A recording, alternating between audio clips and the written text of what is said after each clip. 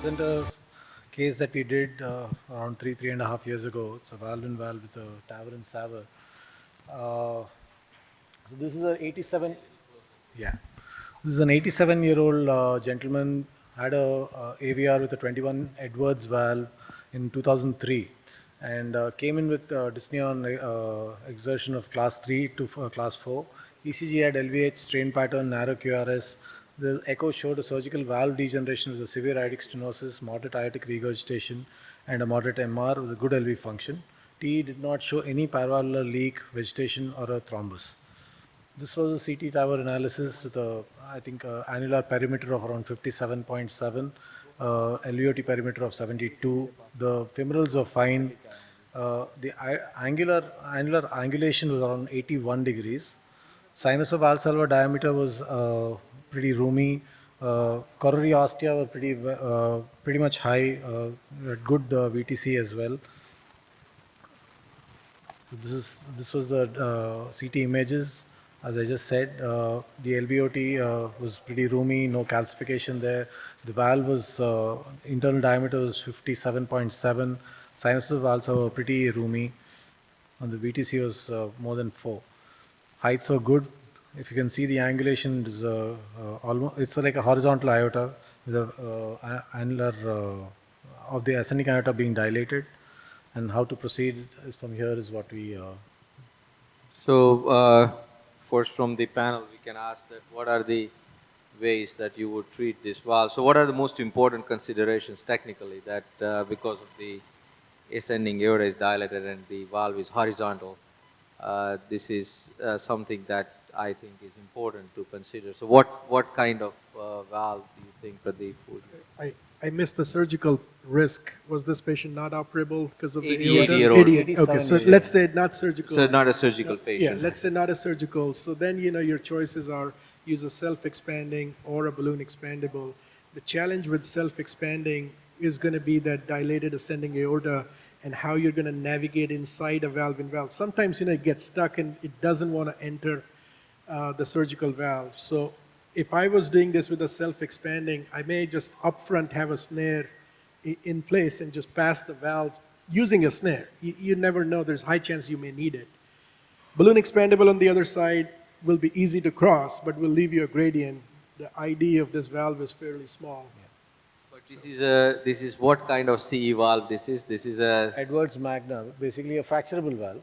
Yeah, that's what I mean. So this is a CE Yeah. 15, 21 90 Edwards valve. 9500. The I so don't know that. CE Magna sometimes is harder, but this I think if it's in 2003, it is going to be 9500 CE. So it's going to be easy to expand fracture. Yeah, we personally would, in an 88-year-old, I think I would probably use a balloon expandable and frac it and not deal with the issues of horizontal aorta and ascending aorta. So what about the experience with the new generation self-expanding valve, the FX pattern where you have the ability to flex the catheter? So that probably makes it easy. I But don't this think is it a huge, flex. this is a, You cannot flex it. it moves in one direction. So the and spine has less. so you can turn it towards in these horizontal hostile aortas as But there is no active flexion. There is no wheel. there's right? no, but I the mean, catheter, the feature of the catheter, they have that two spines. It's Initially more they were torqueable, having, but it's not flex. It doesn't flex. but What do it, you, but it takes it. it turns easier, but it is not flexible. It's not, you cannot flex it. I think you still deliver the forces on the aorta, which is the main concern with the self-expanding. right. A small patient or big patient or No, it's a pretty frail, small yeah, size? small size. Maybe talking about hemodynamics, I think, in terms of patient prosthesis mismatch as well, talking about patient size is important as well. But at 88, what kind of patient prosthesis mismatch is going to matter Right. is another question. So, if you have so there are two questions. If you put a valve in valve, one is the hemodynamics. Second is that is it going to be a duration of the valve is going to change. Longevity of the valve is going to be different or not, durability of the valve. I think both of them, personally, the answer would be no, that even if you have a 20 millimeter gradient, mean gradient, I don't think it's going to change in my mind. I think small valve in a dilated aorta is going to be a struggle with the self-expanding. I personally think so. If I had to decide, I would say if you are going to put a self-expanding, I would agree with you that I would put a snare and do it. But it's a horizontal aorta. It's going to be difficult to put a self-expanding valve in this situation. If you did a And, self-expanding, would you use a Lunderquist wire or? I would, double curve Lunderquist would be a reasonable choice. But again, do not push it.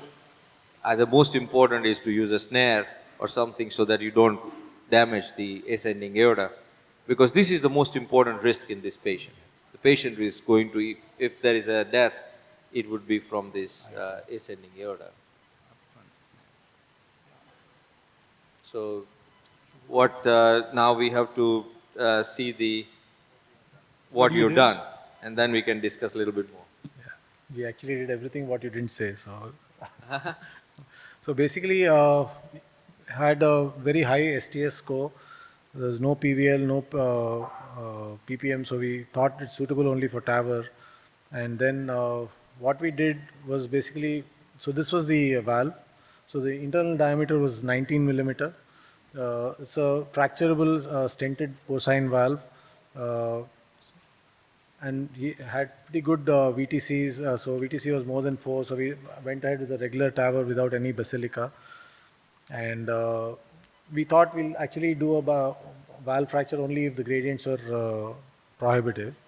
So what we did was the procedural plan was basically to use a Lunderquist wire. We were pre-dilated with a 18 millimeter Neumet balloon so that because it was a little horizontal, took an Evolute R23 because the patient had little financial issues as well. At that point in time, the Edwards valves were pretty costly in India. They've come down with the price now. So passed the wire,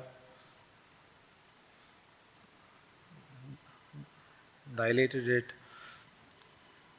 took a valve. It actually crossed in pretty okay. It's like you changed the wire from Lunderquist to Safari, or To Safari at that point in time. It was did you change because it wasn't crossing? It was or- jumping out actually. It was You can see here that how when you entered, you have to push against the aorta a little bit in Sorry, that one last sec. picture. 1 second, sorry. And again, pre-dilation of these valves is a tricky situation, just so you know that sometimes you have very little time left after you pre-dilate. So this is not a trivial decision either. Yeah. And what is the point of injecting while you're pre-dilating? No, we just wanted to see whether the coronaries were okay or not. Because there's very roomy sinus. So again, the reason I say this is because you can dissect also, because this aorta is definitely not normal. And so when you're injecting with a balloon there, with a power injector, there is a little risk of dissection of this aorta. But the good news is that the wire is not resting on the aorta. So when you are pushing this on the other view, it appears that you are not pushing on the aorta. Yeah, no, this one went across, but I wouldn't be surprised if it did not. And that's exactly when you need a little tug from the snare. Yeah, actually. Yeah. We released it very gently, actually, very gradual release. And post the release, actually, had pretty good gradients.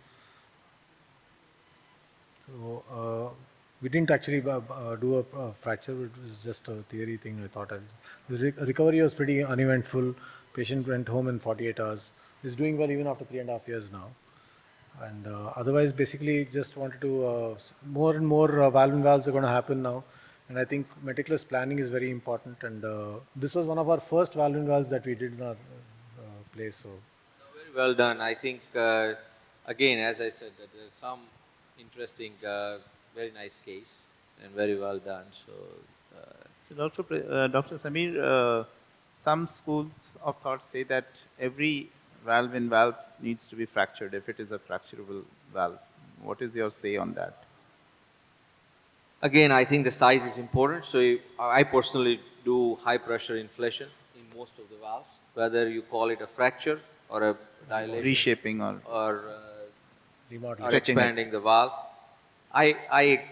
For the mitral, I always do it. up to 18 atmospheres. For the aortic, this particular valve, the Magna, I would definitely do it. But other valves sometimes, if it is well expanded and relatively small valve, so let's say if you're putting in a 23 trifecta, a 23 valve, then I sometimes don't, because trifecta impossible to fracture. So those kind of things you don't, but otherwise it is doable. So you do in every case. Yeah, not in every case, but in most cases you do it. Sometimes, the coronaries are just borderline, so, you don't want to just fracture it because we don't know which way the valve's going to shift. Yeah. And that VTC of 3 millimeter, 4 millimeter could easily cause problem if you fracture. Yes, that's an important point. And also the measurement, what do you do about do you take hemodynamic measurement into consideration at the time of the procedure? Because that's what I sometimes used to say, that if there is some gradient left, then I would post-dilate. I guess the one question about fracture is the size balloon you have to use if you're doing it post. And in the risk to there's some warnings with Evolut, there's some stuff that with the size balloon you can use. And I think you have to be cautious. But your point of, ballooning this valve pre, it maybe needed to be crossed, but that is also the most nerve-wracking thing because this valve is going to be hard to cross. And so you balloon it, you get AR, then you're stuck not crossing the valve. It becomes really chaotic and everything else. So that's one of the challenges. The fracture thing, I tend to fracture pre because I do worry about the injury. And I know I'm in the minority when I do that. And I've gotten away with it, but there are times when you're not going to. But I worry post about putting a new valve and then fracturing it. So. Oh, you fracture all the valves pre? We do. Even for the mitral? No, not the mitral, no.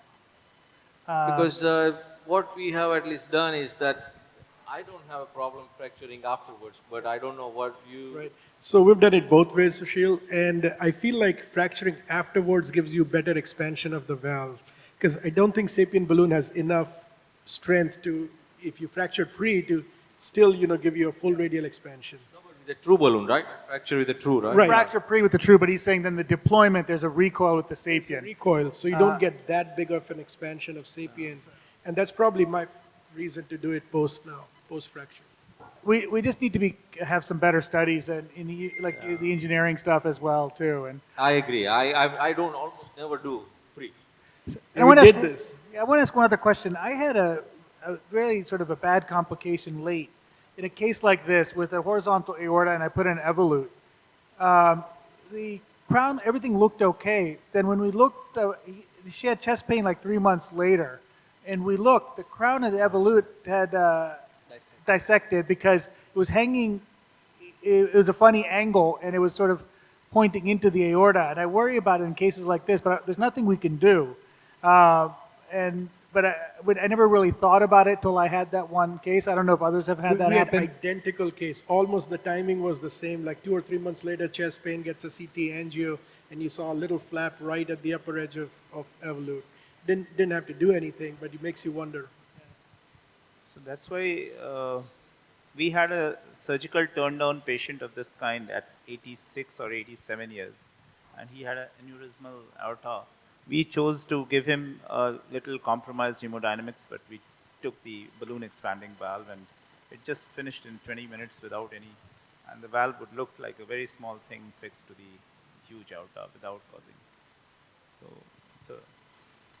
All these are very good considerations, and I think as Sushil and Pradeep pointed out, you could potentially measure it to say that where your valve will end up by either simulations or by putting the valve virtually to say that whether it's going to touch the ascending aorta. But excellent. Thank you very much for the great case. Thank you. Great case. Yeah. Next, we'll move on. Is Dr. Kapoor here? Dr. I am speaking for him. He's not there. Okay, yeah. Welcome again. So, you're going to tell us about managing patient prosthesis mismatch valve fracture. Perfect. It's a large presentation actually. I got notified only an hour ago. So.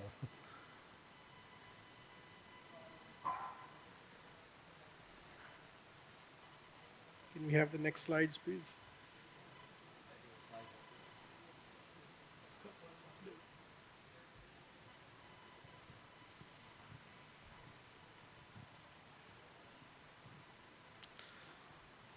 Yeah, so this is about bioprosthetic valve fracture. So basically, it's done most of the times for patients who have a large gradient or it's a small valve, valve-in-valve procedure. The incidence of PPM is pretty high with a large number of patients actually in the valve-in-valve having a significant gradient for which we need to fracture the valve. Now, a lot of these trials have shown significant, and the PPM was much higher in the earlier trials. And as we evolved with the tower, I think the PPM has come down based on we fracturing the valve. I'll just go to the main slides. So, bioprosthetic valve fracture is a part of a therapeutic arsenal in patients undergoing treatment of bioprosthetic valve fracture through the implantation of a target heart valve, also known as valve-in-valve. The basic rationale is to reduce the PPM after the implantation and doing a valve-in-valve procedure. Now, how do we do it? First, we need to know is what kind of a surgical valve we are dealing with. So there are certain valves that can be fractured. There are certain valves that can be remodeled and expanded, and there are certain which cannot be done with either. Now, based on that will be our decision whether we should remodel the valve or fracture the valve. Now, how do we do it? This is the setup. You need a non-compliant balloon in terms of a true balloon, which is not available with us. So it's the Atlas Gold, a high-pressure stopcock and tubing, an inflation device, and a 50 cc syringe with diluted contrast. So when we actually are to dilate, we need to actually go on to a rapid ventricular pacing. The stopcock is open and we hand push the 60 ml syringe, and when we cannot push further and we see the waste, that's when we actually change the stopcock towards the inflator and start inflating till we actually see the waste disappear and there is a sudden drop in the pressure in the inflator. So that's when we know that the valve is fractured. So this is exactly what it is. So you can see that waste disappear after the fracture is done, and there is a 10%, there is a drop in the inflation pressure in the deflator. Now, during the bench testing, they've seen that depending on the valve is the atmospheres at which it gets fractured with either a true balloon or a gold, Atlas Gold, and it varies from 8 atmospheres to up to 24 atmospheres. So the crucial part, as Dr. Pradeep was just now mentioning, we need to see the VTC, and post the fracture, if there is a significant reduction, there is a chance of a coronary occlusion, which can be catastrophic. And VTC of more than 6, the chances of coronary obstruction is less. It's a low risk, whereas less than 3 is a very high risk, and in which situation I think bioprosthetic valve fracture or remodeling should not be done. Now, what is the size of the balloon that we need to use? Generally, it is 1 millimeter more than the labeled valve size, and you can go up to 2 millimeters. Beyond that, I think it would actually injure the leaflets, and also chances of annular rupture will be pretty high.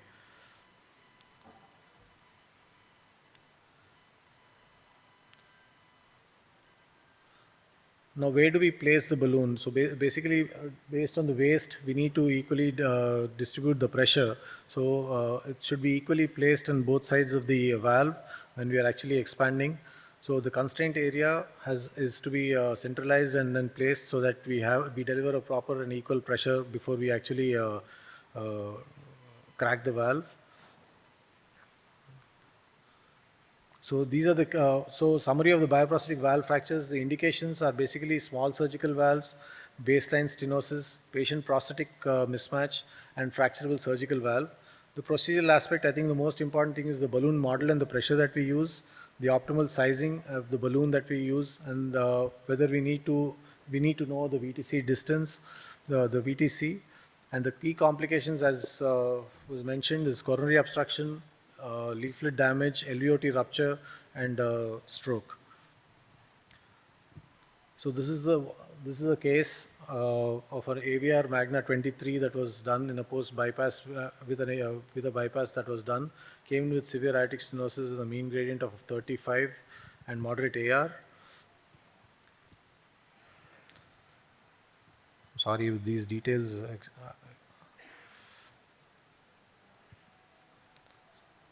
So I think based on the internal diameter of the valve, the true internal diameter was 21 millimeters, and so the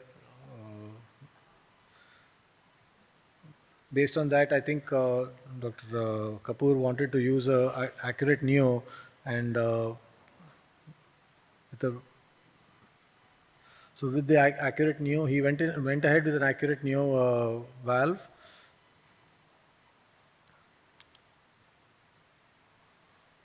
Pre-dilated the valve, positioned the valve properly,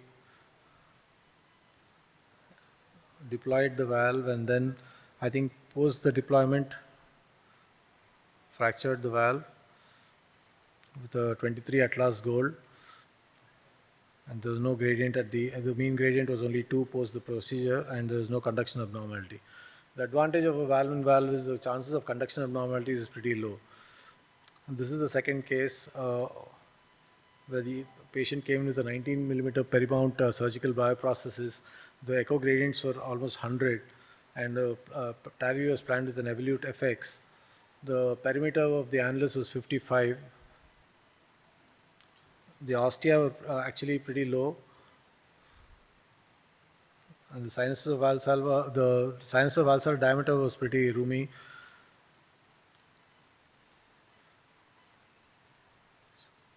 So this was the valve. I think VTC was pretty roomy. It was 7.2, and vasculature was okay. And under conscious sedation, patient was the valve was delivered. There's an FX valve.